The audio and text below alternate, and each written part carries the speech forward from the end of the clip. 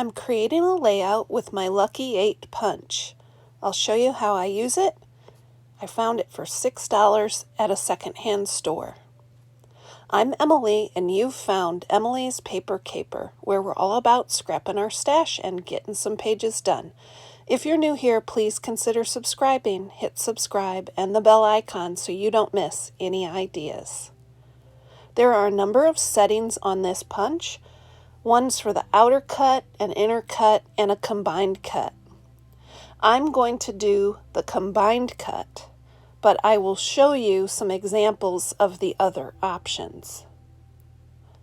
This is called a Lucky 8 punch because to create the effect, you use it 8 times. 1 time for each of the 4 corners. Then you turn the paper over and punch the 4 corners again. So there was the first punch. And the second punch. It's a larger punch, so you have to I find standing at my table and kind of using my upper body strength to get that punch going. It punches very nicely. This is by We Are Memory Keepers, and you can still find these secondhand. I found mine in a thrift store for $6. If you Google Lucky 8 punch, you can find a number of them on sale secondhand for anywhere from $10 to $20.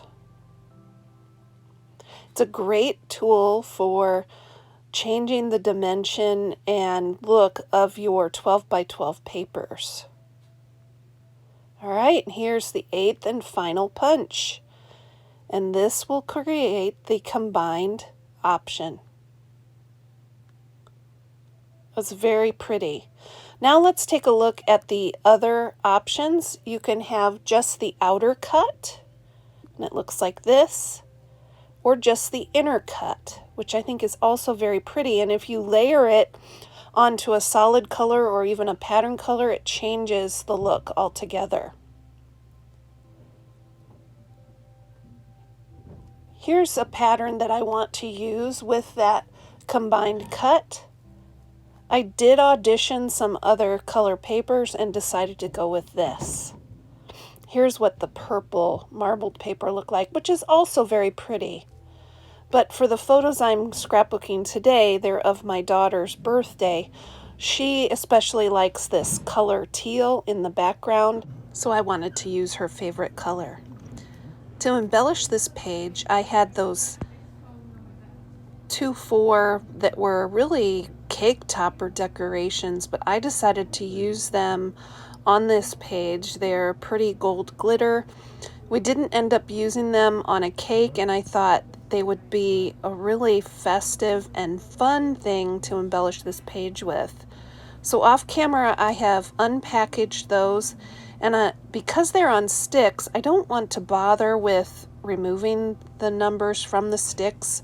I'll just leave them like that. I'm going to raise this photo up with some foam tape so that the sticks will slip right behind the photo and easily attach to the page.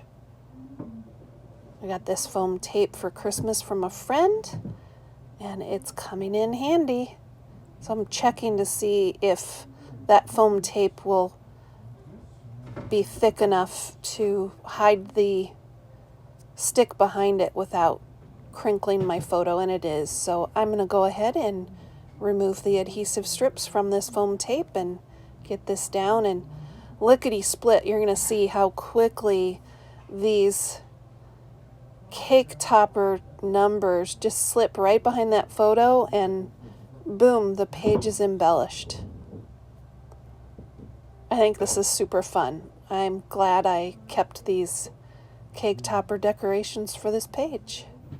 The second photo here is already on a photo mat from my stash, so I've just got to adhere it. The fact that her cookie cake says happy birthday kind of eliminates the need to create a birthday title, and certainly the numbers 24 tell the story well.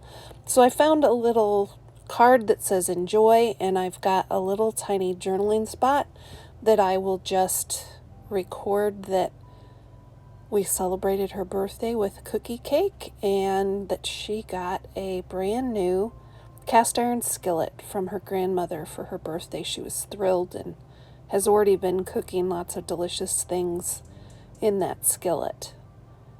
It's just a few moments to jot that info down and then adhere it to the page and the layout's done. I'd love to hear if you have any of these Lucky 8 punches in your collection. If so, how do you like to use them? Do you prefer the outer cut or the inner cut or the combined cut? And do you have any techniques or recommendations on using these punches? This is new to me. I have some of the smaller mini 8 punches, 2 of them in fact, in my collection, and those work great with 6x6 papers.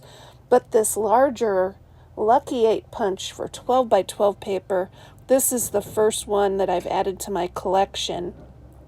And so I'm looking for any tips or ideas that others may have for these punches. You'll probably see me using this punch more on layouts here in the coming weeks and months.